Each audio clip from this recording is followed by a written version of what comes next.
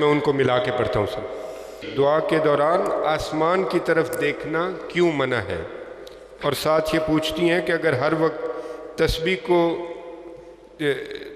کو دل چاہیے تو کیا دوپٹہ لینا ہر وقت ضروری ہے، یا سر پر نہ بھی ہو تو آپ تسبیح کر سکتے ہو؟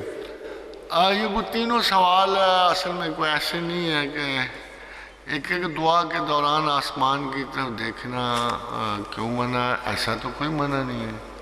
البتہ نماز میں آسمان کی طرف دیکھنا منع ہے، کیونکہ نماز ایک پیٹرن ہے، اور ویسے دعا مانگتے ہی ہم آسمان دیکھ کے دعا مانگتے ہیں، اور یہ نیچرل ہے، تو نیچرل کوئی چیز منع نہیں ہو سکتی۔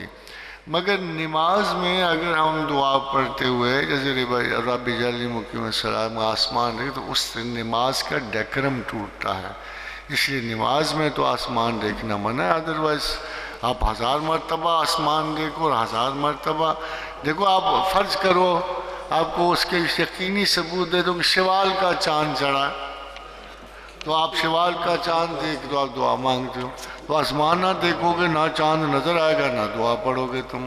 عید کا چاند دیکھنے کی دعائیں نہیں ہے، تو ایسی کوئی بات نہیں ہے کہ آپ آسمان کو دیکھ کے دعا نہیں مانگ سکتے۔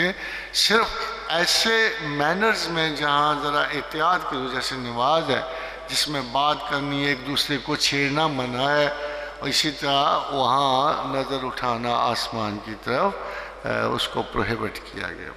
دل چاہے تو کیا دوپٹہ لینا، ہر سر پہ نہ بھی ہوتا، اس قسم کا کوئی مینر ہے ہی نہیں تسبیح کا۔ پھر آپ محفوظ بھی تو ہو سکتے ہو، یہ ضروری نہیں ہے، بلکہ گھروں میں بھی آپ کو اگر دوپٹہ ایک طرف رکھ دو تو اللہ نے تو نہیں منع کیا ایک عمر کے بعد یا اس عمر سے پہلے، اگر یہ کو آپ حرم میں ہو یا آپ ان لوگوں میں ہیں جن میں آپ کو دوپٹہ اتارنے سے کوئی اللہ کا کوئی ایسا قانون مجروح نہیں ہوتا، تو دوپٹہ اتارنے سے تسبیح تو نہیں ہوتی، آپ چاہے رکھو یا نہ رکھو۔